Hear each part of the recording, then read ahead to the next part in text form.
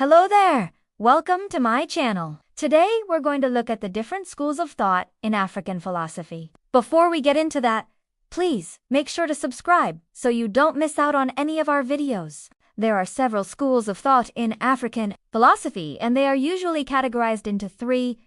Let's start with traditional African philosophy. This refers to the body of thought that has been developed by indigenous people of Africa from time immemorial. It is a philosophy that has been passed down orally from generation to generation through stories, proverbs, songs, and rituals. This approach, which was pioneered by the late 20th century, emphasizes the centrality of African culture and experience in understanding the world. If you want to learn more about any of these, please let us know in the comments below. And if you enjoyed this video, please make sure to like it and share it with your friends. Thank you for watching. Proponents of this approach argued that Western philosophy has been Eurocentric, meaning that it has taken the culture and experience of Europe as its starting point and has often ignored or even denigrated non-European cultures. In contrast, Afrocentric philosophy calls for a recentering of philosophy around African thought and experience. This doesn't mean ignoring other cultures, but rather it means giving African cultures and experiences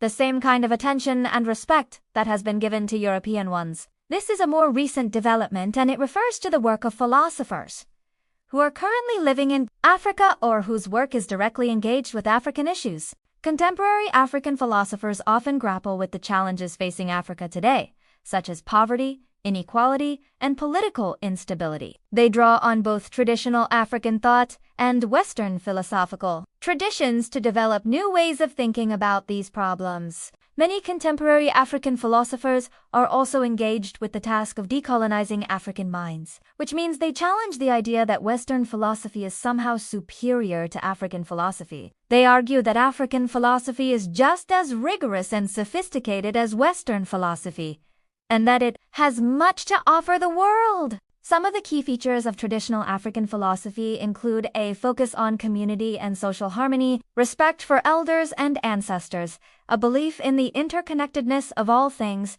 and a deep sense of spirituality. The emphasis is on living in harmony with others and with nature. There is also a strong belief in the wisdom of the community as a whole and a corresponding skepticism towards any form of dictatorship or authoritarianism. Traditional African philosophy also includes a deep respect for elders and ancestors, who are seen as repositories of wisdom and knowledge. Ancestors are often called upon to help guide and protect the living, and their wisdom is sought out in times of difficulty. Furthermore, many forms of traditional African religion are deeply meaning that they believe that all things in nature are imbued with spirits. This means that rivers, mountains, animals, and even inanimate objects can be seen as having a kind of spiritual essence. The second school of thought is contemporary African philosophy.